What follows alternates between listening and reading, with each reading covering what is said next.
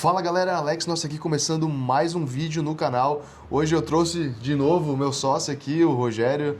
A gente gravou 2 vídeos juntos das kitnets e outro dos galpões, que a galera gostou bastante e pediu para trazer ele outras vezes aí. Já até marquei com ele na agenda que toda terça-feira a gente vai gravar vídeo pro YouTube. Exato. Né? E quer falar alguma coisinha para começar? Hoje a gente vai falar, não vamos falar de galpões, mas em breve vamos falar. Mas a gente quer fazer uma... Vamos responder algumas dúvidas, né? Isso, que a galera mandou no botou ali vídeo. nos comentários. A primeira dúvida que vai ser o tema desse vídeo aqui é o seguinte, ó. A Emily Caio comentou assim, ó. Não é melhor investir em fundo imobiliário que está pagando CDI mais 2%? Ela botou entre parênteses, BRVA11, fora liquidez. Tipo o HGLG11 que está pagando IPCA mais 8,5%. Nesse tipo de aluguel você não tem muita demanda para o aluguel e não tem diversificação de locação de patrimônio. Essa é uma dúvida que eu sempre escuto, né? Desde que eu comecei a comprar imóveis, é esse papo que a gente vê no YouTube, que alguns amigos meus que falam sobre, que é, por que tu tá comprando imóvel? Mas vale botar esse valor na Selic, mas vale botar em fundo imobiliário, daí tu não vai ter incomodação com o imóvel e ainda vai render. Tem sempre essa discussão, fundo imobiliário ou o imóvel, né? Porque o fundo imobiliário, ele tem, o pessoal, vamos dizer, aporta todo. Qual que é a diferença do que a gente acha, né, Alex? Qual que é a grande diferença do fundo imobiliário para um imóvel? O fundo imobiliário, o capital, tu vai ganhar sobre o capital aportado. Exato. Então, ele é muito maior. Né? Um imóvel, até a gente pediu para o Alex pegar um exemplo dele, do apartamento que ele comprou. Eu até fiz uma planilha aqui mostrando uma coisa que eu já tentei explicar várias vezes para alguns amigos, mas falando é difícil. Daí eu botei aqui na tela, eu vou até começar a gravar aqui, ó, na tela para mostrar para vocês. Deixa eu ver aqui. Tá, vou começar a gravar a tela aqui. E esse fluxo aqui que eu botei aqui, esse nome da planilha, fluxo apartamento 604, é o apartamento que eu comprei lá em 2021, né? E daí aqui, Rogério, eu peguei as parcelas do meu PDF lá, do meu contrato com o Itaú, acabei de tirar do celular aqui e eu botei. E as parcelas, elas são decrescentes. Esse contrato aqui, na época, eu fiz em 240 meses. Sim. Né? Tu tinha falado para eu fazer em mais, só que na época eu não tinha entendido isso daqui ainda. Sim. Eu falei, não, eu quero pagar logo esse imóvel, então eu vou botar 240 meses.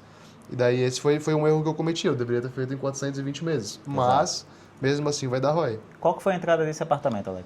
A entrada foi R$52 mil. 52 mil. Tá? Isso. E daí era um apartamento que eu comprei na época para morar, né? Porque não tinha aluguel aqui na região, tava tudo cheio. Sim. Eu comprei para morar.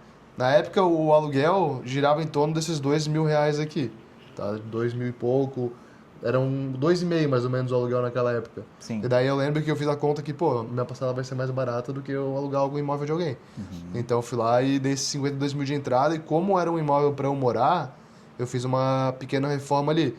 Eu botei 50 mil aqui de custo de imóveis e eletro, mas eu acho que foi menos. Tá? Eu botei a mais. Porque eu sei que no vídeo o pessoal vai falar, não considerou isso, não considerou aquilo e tal.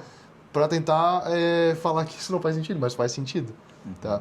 Então a minha descapitalização foi de R$102 mil. Tá. Foi isso que eu tirei do bolso para comprar o apartamento. Isso tu tirou do bolso, esse valor de 100 mil. E eu financei 208 mil. Valor financiado de 208. E ali você colocou aluguel, qual que é o valor que tu colocou de aluguel na planilha? Eu considerei 3 mil em todo o período, tá? Eu não considerei que vai ter o ajuste anual do aluguel, porque para o pessoal não falar também, tipo, não, aqui considerou um ajuste maior. Não, eu botei como se não tivesse ajuste. E aluguel tem ajuste. Né? E nos últimos anos o aluguel que teve mais reajuste, né? Eu já aluguei esse apartamento por R$4 mil. Sim. Eu já aluguei por R$4 mil. Hoje ele tá alugado por menos, tá alugado por 2,5, porque eu dei o desconto de R$1.000 por mês pro Yuri até completar 12 meses. Sim. Mas o acordado é que seja reajustado depois. Né? Então aqui eu considerei 3 mil de aluguel. E daí tem o condomínio também. O condomínio, quando vem o boleto do condomínio, não sei se todo mundo sabe, mas tem a parte do condomínio, né, que são as despesas mensais ali do prédio, e tem a parte do rateio. O rateio é alguns reparos que tem que ser feito no prédio, algum fundo de reserva, alguma reforma esporádica, né? Às vezes o rateio é menos que isso, mas eu botei um valor que tá sendo agora. O valor que está sendo agora está sendo nessa faixa de R$150, porque está tendo uma reforma no prédio, então subiu o rateio. Então esse rateio, a priori, ele é do proprietário, a responsabilidade de pagamento. Porque tu tá melhorando o imóvel pro cara, né? Tá, exato. Porque esse custo do rateio aqui é um custo que eu tenho que pagar. Eu não posso cobrar do inquilino. Ele pode pedir restituição depois, no final do contrato. Né? Daí tem o IPTU também. Eu não considerei aqui que o IPTU é um inquilino que paga. Sim. Né? Eu botei só o condomínio aqui porque eu sei que vocês vão falar, mas o condomínio o inquilino paga também. Mas tem o IPTU aqui a mais, né? Que é IPTU e taxa de lixo, que dá mais ou menos uns R$ 1.000 por ano. Não chega a dar R$ 1.000. Não, dá Não R$ 1.000. chega a dar, não Ali chega a vai dar dar R$ 1.000. uns 700. Dá uns 700, R$ 800 ali. Eu paguei 2 boletos esse ano, um de 449 e o outro nessa faixa também. Então, beleza. Aqui eu botei o condomínio, o rateio, né? Esse aqui é o custo acumulado. O que é o custo acumulado? É o que eu me descapitalizei, 102 mil, mais o rateio, mais a parcela. Então, meu custo acumulado do imóvel é esse aqui que eu estou pagando pelo imóvel. Ó. Entendi. Então, até esse daqui é o imóvel que eu comprei por 260. Mas, com os juros, o rateio e tal, no final ele vai custar para mim isso daqui, ó. Vai custar 505. considerando os juros, né? Que não sou eu que estou pagando. Exato. Esse aqui não é um valor que eu estou pagando, é um valor de custo, né? E daí aqui tem a receita acumulada. A receita é os aluguéis aqui e o condomínio, tá? Então, como o inquilino que paga o condomínio, eu incluí aqui na receita. E daí, em todo o período aqui, gera uma receita de 840 mil. Novamente, eu não estou considerando a alteração do aluguel. Pode ser que o aluguel daqui a... Como eu aluguei ele... Como era o aluguel aqui em 2021, que era R$2.000, R$2.500, hoje está R$3.500, R$4.000, Sim, o aluguel vai subir. Qualquer contrato de aluguel tem reajuste anual. Exato. Sempre vai ser reajustado. Então eu não considerei o reajuste do aluguel, né? E mesmo assim, ele gera 840 mil de receita. Porque no começo aqui, ó, aqui é o lucro, né? Isso aqui é o diminuindo, né? O custo da receita acumulada para a gente ver o tempo que o imóvel se paga. Porque o que eu falo geralmente, né, para os meus amigos que argumentam essa questão de investimento em fundo imobiliário, etc. O que eu falo? Que o imóvel, é como a gente falou antes, eu vou aportar 1 milhão num fundo imobiliário, vou comprar um imóvel de 1 milhão, né, que é essa analogia, ou compro um imóvel de 1 milhão ou aporto no fundo imobiliário. Beleza, tu vai lá e tu aporta 1 milhão no fundo imobiliário. Ok, eu até separei aqui o que a menina falou aqui de exemplo, que é o HGLG11, né, e... Beleza, botei 1 milhão ali. Então eu descapitalizei 1 milhão. O imóvel, eu posso comprar um imóvel de 1 milhão descapitalizando 200 mil, que é o valor de entrada então você que tu descapitalizou precisa. 100 mil. Nesse daqui eu me descapitalizei 100 mil. A gente tem que comparar então com o investimento em fundo imobiliário 100 mil reais. É esse tipo de 102 mil. Exatamente. Né? É esse tipo de comparação, porque o aluguel está pagando a parcela, não vamos nem considerar a sobra. Né? Exato. E você está ganhando principalmente na valorização do imóvel. Né? Quanto que está mais ou menos ali? Eu acho que uns 600 mil ali, né? Eu paguei 260, hoje ele vale uns 600 mil reais, aquele apartamento ali. Então tem 340 mil de ganho? De ganho de capital. De ganho de capital. Mas daí a gente tem que... Só que esse ganho de capital ele pode ser maior. Por quê? Porque se a gente parar para fazer esse cálculo aqui, considerando o que a gente recebe e o que a gente gasta, né, e essa diferença, a gente vai abatendo aqui da nossa entrada, né, do nosso saldo descapitalizado. Então, todo mês a gente vai abatendo um pouco do que a gente gastou de início. Sim. Então, aqui, ó, chega no mês 40, se eu não tivesse colocado os móveis, né, digamos assim, ó, não coloquei os móveis. No mês 40, eu teria breakivado já. Ou seja, o aluguel pagou o meu apartamento, pagou a minha entrada. E daqui para frente é só lucro. Exato. Né? Mas aqui eu investi um pouco menos que isso, mas eu considerei 50 mil reais. Então, daí isso estendeu um pouco mais o tempo para breakivar o imóvel, né? Que foi para 73 meses. Então, em 73 meses, o imóvel ele se paga sozinho o que eu descapitalizei. Entendi. E ele continua com a valorização ali. Então, eu gastei 100 mil, só que esse dinheiro já voltou. E se eu vender o imóvel, eu ganho a valorização dele ainda. Né? Então, em 6 anos você empatou. Em 6 anos eu empato. Tá. Daí também tem outro ponto, né? Esse imóvel eu comprei para eu morar. Então eu tive uns 24 meses, eu acho. Não, uns 30 meses, vamos botar. Acho que foi um pouco menos, mas eu vou botar 30 meses aqui, ó. 30 meses eu morei nesse imóvel.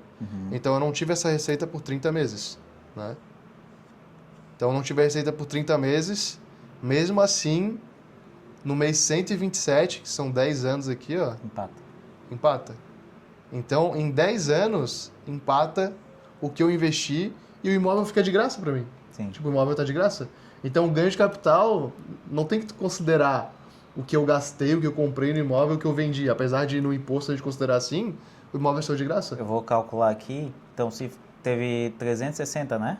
Teve o que 360? O ganho de capital ali do imóvel. Ali Agora, na né? primeira. Agora, né? Então, Agora. agora.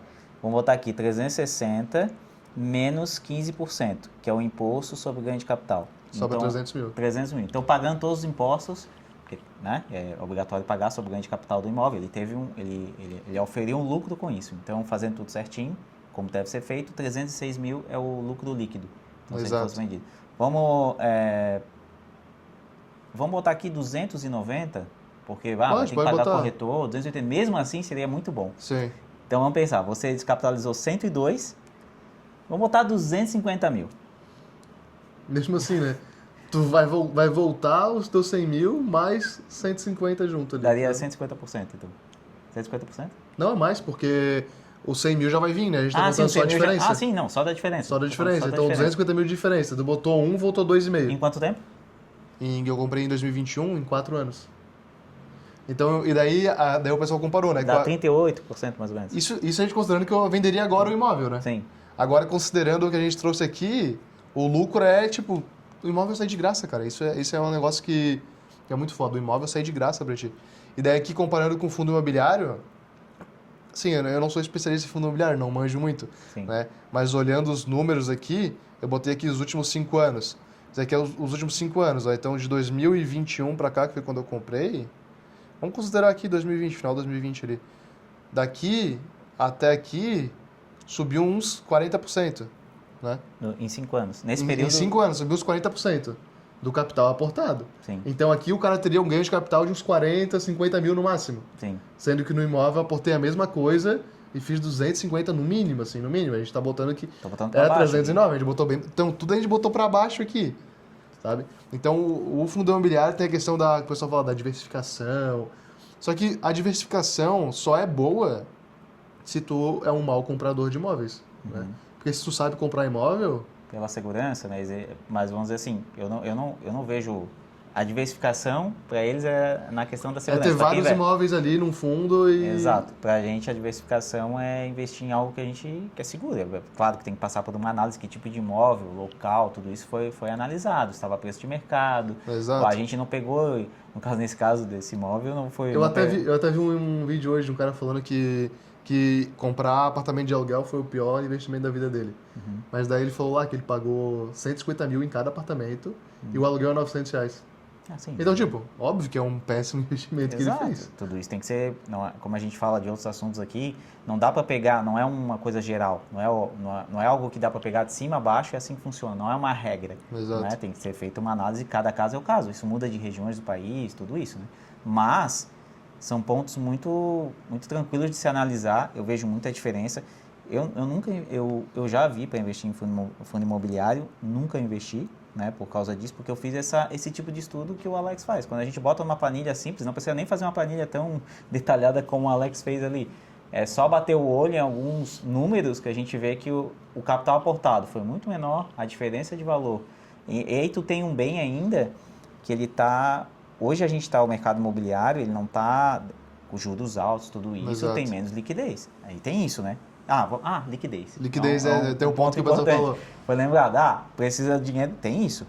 Só que eu prefiro ganhar 4, 5 vezes mais, não ter tanta liquidez, só que o imóvel, se for um imóvel bom... É que a liquidez é um pouco relativa, né? Sim. É porque o pessoal fica com aquele negócio do home broker ali, vendo o preço do fundo imobiliário. Sim. Claro, se deu, por exemplo, quando deu a pandemia, caiu pra caramba os preços de tudo, inclusive fundo imobiliário. Tem liquidez, tu pode vender ali, só que tu está vendendo abaixo do mercado.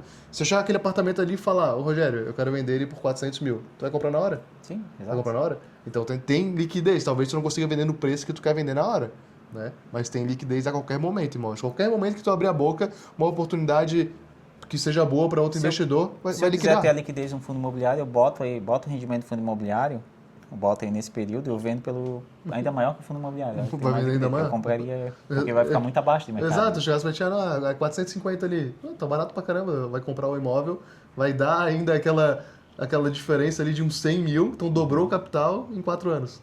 Entendeu? Nesse caso aí também, que a gente tem que olhar, Alex, que eu vejo, né? você tem um cenário favorável na questão do financiamento. Você tem um financiamento, teve toda uma análise, tal, Sim, mas sim. vamos dizer que tem uma análise assim de juros maiores, que hoje em dia é o que está Que é o que acontecendo. está hoje agora, né? Hoje os juros estão maiores. Mesmo assim, com um financiamento alto, eu acho que ainda vale a pena comprar imóvel. Por Dependendo da quê? forma que tu faz, como esse aqui eu financei agora. Sim, mas hoje tá muito bom para barganhar no valor. Então, essa diferença do financiamento imobiliário, dos valores, você pode barganhar no pagamento, porque o financiamento entra à vista do vendedor. Esse é um ponto bem importante. Então, tu não vai... E assim, o dinheiro está escasso, né? O dinheiro está escasso no mercado, as pessoas estão precisando de dinheiro, estão vendendo imóvel. Então, imóveis que estavam a 400 mil, 350 mil, 330 mil, então dá para negociar. Essa Exato. diferença que tu vai pagar a mais no financiamento. Só que o financiamento, o mercado ele é cíclico. Hoje a gente tem um momento de alta. Não é? Daqui a 1 ano e meio, 2 anos, provavelmente, vai ter um movimento de baixo, depois vai alta de novo. Isso é histórico no Brasil, nas últimas décadas. Então, não, vai sempre ter essa oscilação. E aí, o que você pode fazer? Esse financiamento que está com juros mais altos, você pode fazer uma portabilidade para outro banco. Todos os bancos querem fazer portabilidade. Então, hoje, isso é algo novo, Não, essa isso é questão uma da coisa portabilidade. que o pessoal não se Tinha liga muito, portabilidade né? nessa época, eu acho que Tinha tinha portabilidade. portabilidade, eu Aham. nem... Mas, o que acontece? Eu vou explicar Tu pro tem essa pessoal o que é a portabilidade, né? Porque o que acontece, né? Isso aí é uma objeção também que o pessoal fala, o financiamento está muito caro. Sim, quando o mercado ele é assim, ó. Quando o financiamento está barato, muita gente consegue pegar crédito e muita gente consegue comprar imóveis. Né? Então, quando estava a Selic lá em 2%, 3%, que foi quando eu comprei esse apartamento aqui, todo mundo conseguia pegar crédito. Né? Foi um momento que estava um pouco diferente do normal, porque estava saindo da pandemia ali e daí os preços estavam meio ainda baratos. Né? Mas geralmente, quando tem muita oferta de crédito, o preço acaba subindo, porque muita gente quer comprar. Exato. E o contrário também é válido. Então, quando a taxa de juros está muito alta, como está agora, né, não é qualquer pessoa que consegue pegar o financiamento, porque ela tem que ter uma renda comprovada e a parcela tem que ser até no máximo 30% da renda dela comprovada. Exato. Né? Então, não é todo mundo que consegue comprar. E por não ser todo mundo que consegue comprar, os preços acabam baixando um pouco. Exato. Então, esse é um momento que quem tem crédito, quem tem o imposto de renda certinho, que tem declarado lá, como a maioria do pessoal do digital tem, na maioria não, né? Mas grande parte tem, grande parte paga muito imposto, grande parte fatura muito também.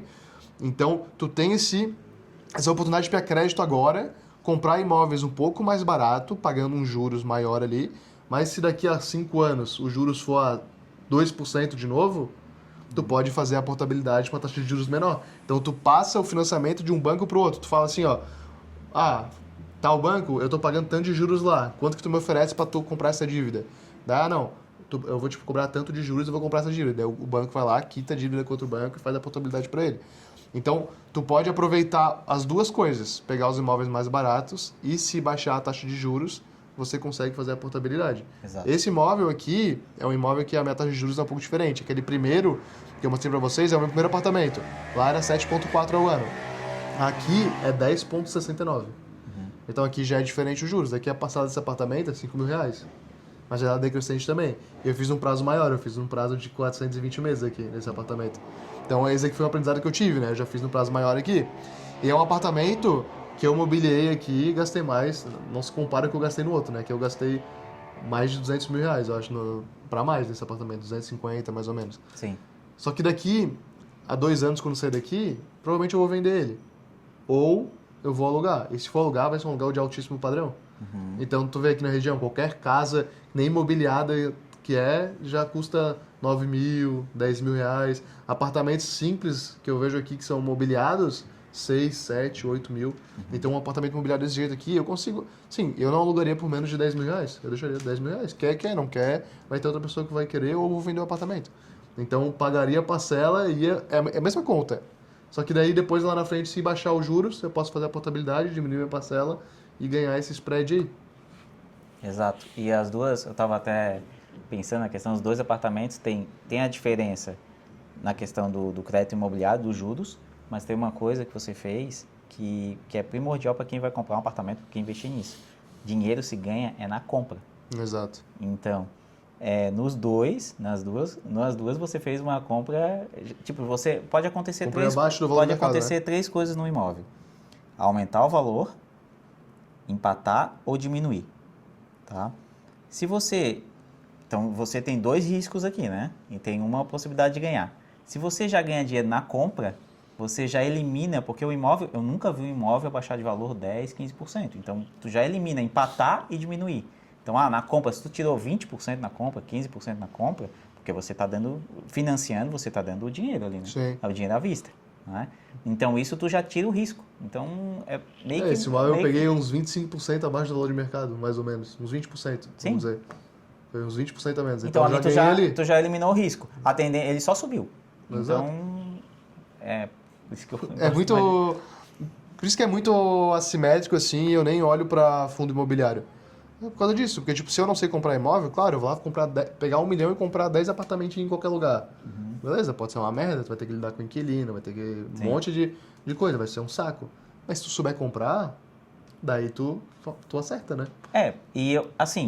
Eu vejo o pessoal, pelo que eu acompanho, assim, que eu vejo, quem recomenda fundo imobiliário normalmente está envolvido com fundo imobiliário. Vamos dizer assim, aqui a gente não está envolvido com imóvel, a gente aqui faz isso, a gente é É isso que a investidor. gente faz, né? Então a gente quer o melhor, vamos dizer assim, o melhor pra gente. Eu quero o melhor retorno. Se o fundo imobiliário desse um retorno melhor, eu tava Pô, lá. exato. Não tem problema.